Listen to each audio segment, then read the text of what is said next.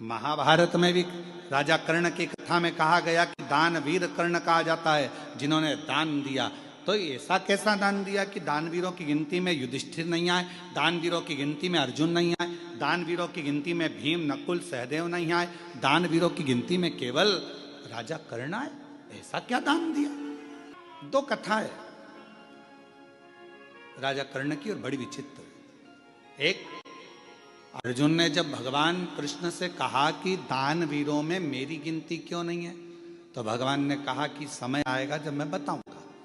एक दिन भगवान कृष्ण ने एक सोने का पर्वत खड़ा कर दिया और भगवान कृष्ण ने अर्जुन से कहा, अर्जुन ये सोने का पर्वत है, मेरा मन कह रहा है कि तू एक काम कर, तू सबको सोना दान कर, तेरे हाथों से जा भर भर के दान कर। अर्जुन ने सारे नगर में सूचना कर दी, कल सुबह 9 बजे से लेकर शाम को 5 बजे तक सोना दान किया जाएगा, आ जाओ। सारे गांव के लोग लाइन लगा कर आ गए। अर्जुन ने तगाड़ी भर भर कर, एक एक तगाड़ी सोने की सबको देना प्रारंभ कर दिया। सब डला भर भर कर सोना लेकर चल दिए। अर्जुन दे देकर थक गया, पर वो सोना खत्म नहीं।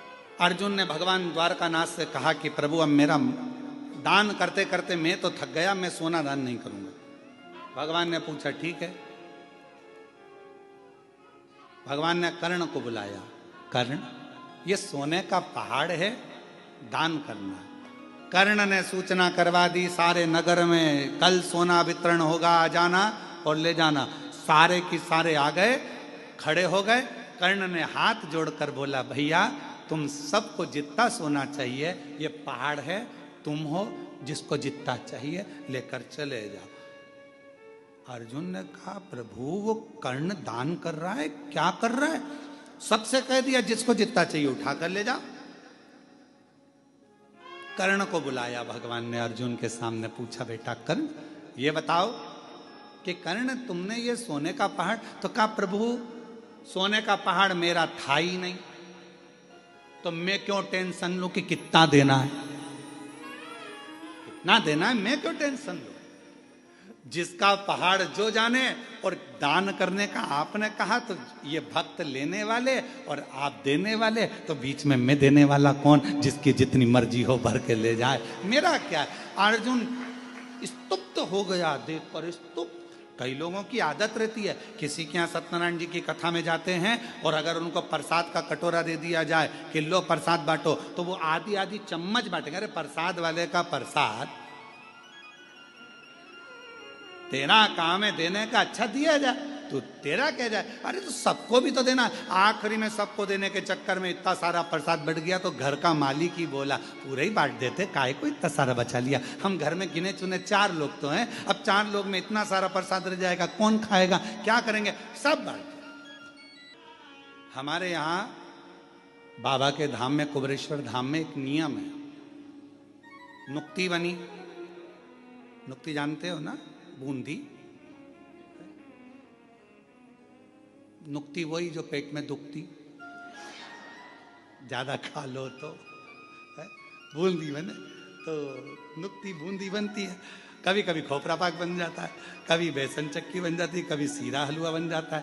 तो धाम पर जब बनता है तो हमारे जो भंडारी हैं, वो भंडारी जी पूछते हैं, कह गुरु जी इतना सारा बना है और बाद में शाम के लिए इतना अपन निकाल देते हैं। हमने कहा शाम किसने देखी, शाम किसी ने देखी है क्या? क्या भरोसा जिंदगी का, अभी बना है ना, खिलाओ। तो शाम, हमने कहा शाम को तुम अच्छे रहे, अपन अच्छे रहे, और बन जाएगा, वापिस बनाएंगे, सामान कहीं जा रहा है क्या, तुम तो खिलाओ। अब व्यक्ति सोचे कि कहाँ विचार करें, कहाँ विचार करें।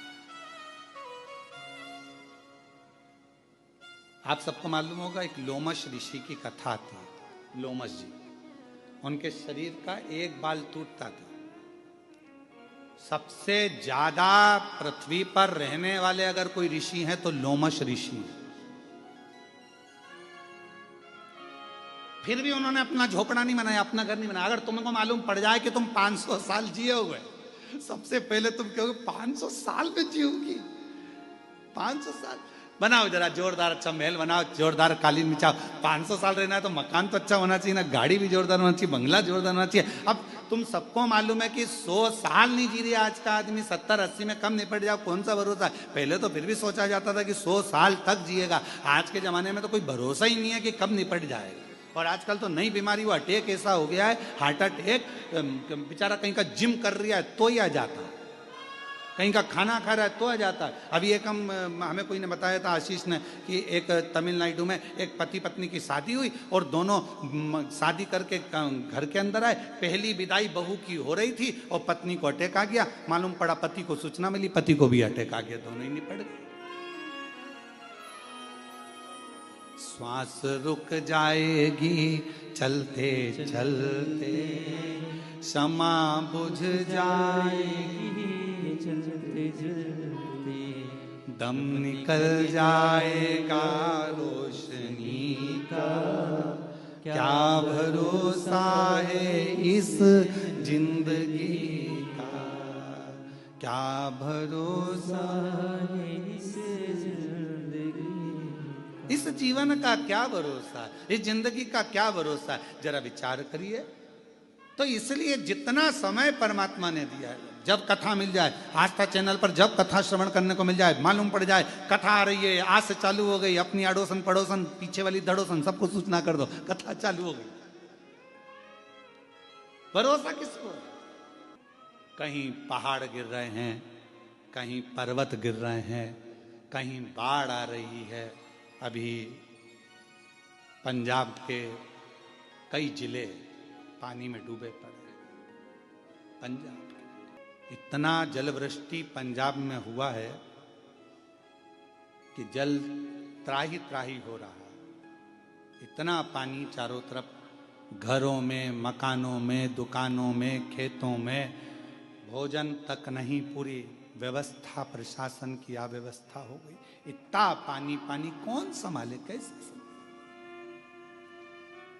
आज पंजाब की स्थिति देखकर पंजाब में निवास करने वाले सभी शिव भक्तों को इतना जरूर कहूंगा, मेरा देव अधिदेव महादेव जल्दी से जल्दी सब बागडोर अच्छे से संभाले, और जो भी भरा हुआ स्थान है पानी से पंजाब का, वो सब खाली होकर बड़े प्रेम से सभी सुरक्षित रहें।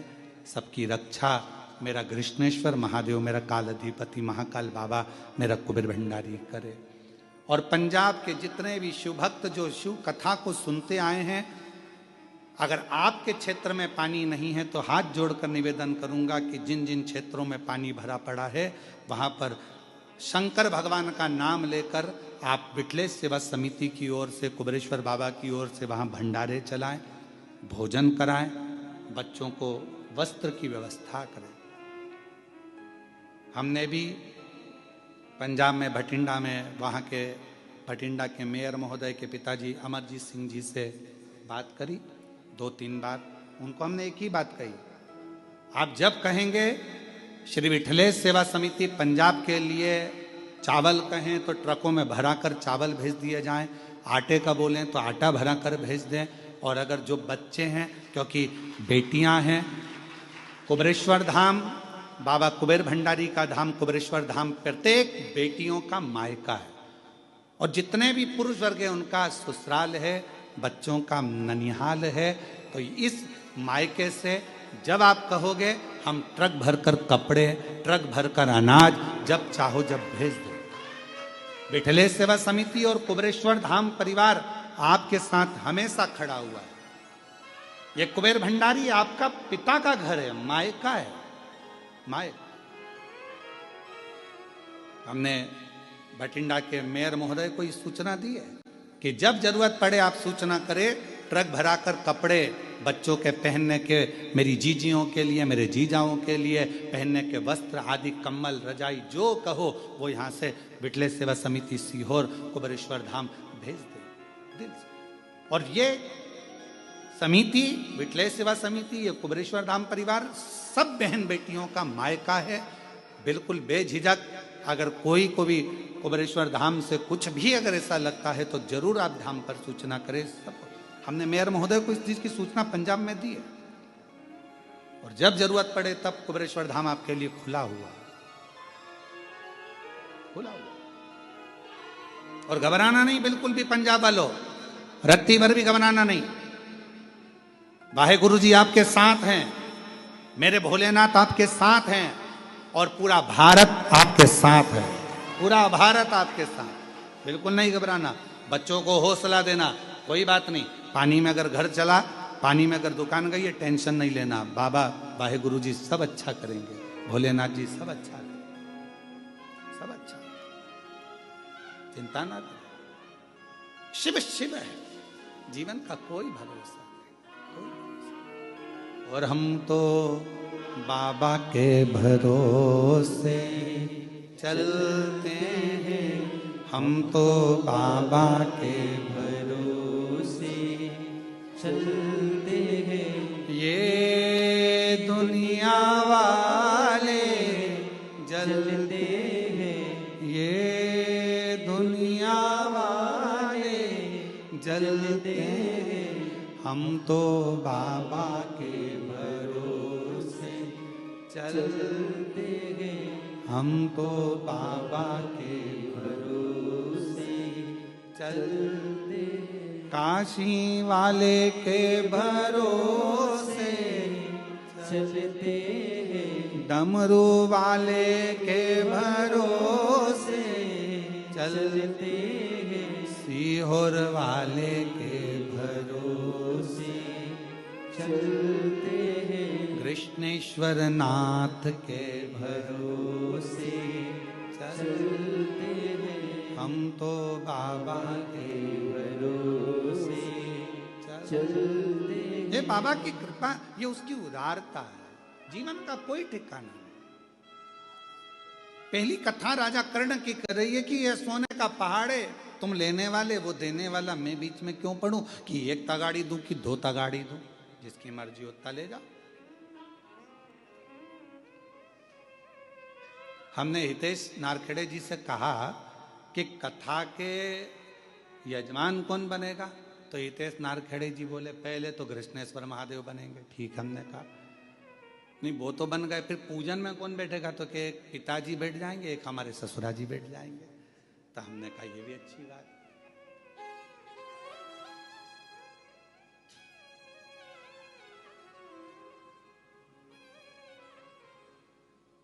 इससे बढ़कर सुख क्या? क्या पता कौन सा पुण्य सामने आया, कौन सा पुण्य तुम्हारे सम्मुख में आया, क्या पता क्या योग संजोग था। पाटिल साहब हम कहेंगे योग संजोग, हम कहेंगे पूर्वजों का हुआ होगा। नारखेड़े जी कुछ योग संजोग पूर्वजों का हुआ होगा, जो ये कथा बैरुल की पवित्र धरा पर हो रही है, ये उसकी कृपा और यजमान के रूप में आप लोग ये उसकी। और मेरी जितनी जीजियां बैठी हैं यहाँ पर, पता नहीं आपको सूचना कैसे मिल गई, वो तो हमको नहीं मालूम, पर ये जरूर है कि आप लोग आए हो तो कुछ प्रभु कृपा से होगा।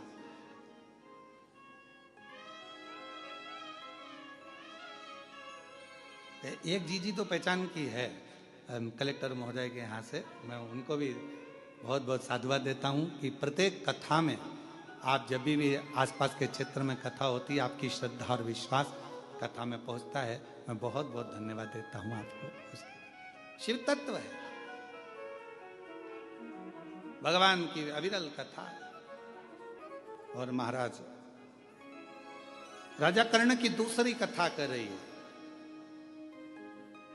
एक तरफ तो पूर्ण दान दे देना, और दूसरी तरफ की कथा कर रही है कि राजा कर्ण इतना प्रतिदिन का स्वर्ण दान करता, सोना दान करता, स्वर्ण दान करता, इतना सोना दान करता, रोज प्राण छूटे राजा कर्ण के।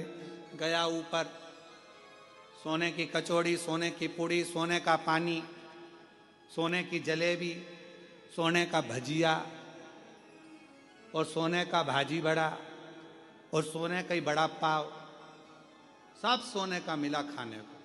तो राजा कर्ण बोला मैं सोना कैसे खाऊं, मैं ये सोना कैसे खाऊं, ये मेरे बस का नहीं है सोना खाना, मुझे अन्न दीजिए। अन्न का दान करा तुमने राजा कर्ण, तुमने अन्न का दान नहीं करा, इसलिए तुमको अन्न खाने को नहीं मिला। शिव महापुराण की कथा कहती है मौका मिले वस्त्र दान अपनी जगह पर है, स्वर्ण दान अपनी जगह पर है, मुद्रा दान अपनी जगह पर है, भूमि दान अपनी जगह पर है, पर शिव महापुराण की कथा कहती है अन्न दान सर्वश्रेष्ठ माना गया है। जो दिया वो प्राप्त हो, जो दिया वो प्राप्त हो। अन्न से बड़ा कुछ दान है ही नहीं। भूखे को भोजन, प्यासे को पानी, जय बाबा बर्फानी। भूखे को भोजन कराए, प्यासे को पानी पिलाए और शिव जी का नाम ले, बाबा बर्फानी का जय जयकार होता ही क्यों है? भूखे को भोजन, प्यासे को पानी, जय बाबा बर्फानी। क्यों कुबेरेश्वर धाम पर अन्न का दान दिया जाता है? अन्न का दान कुबेर का भंडार, कुबेरेश्वर धाम की रीत है। वहां जो आता है थोड़ा अन्न लेकर आता है, चावल ले आएगा, गेहूं ले आएगा।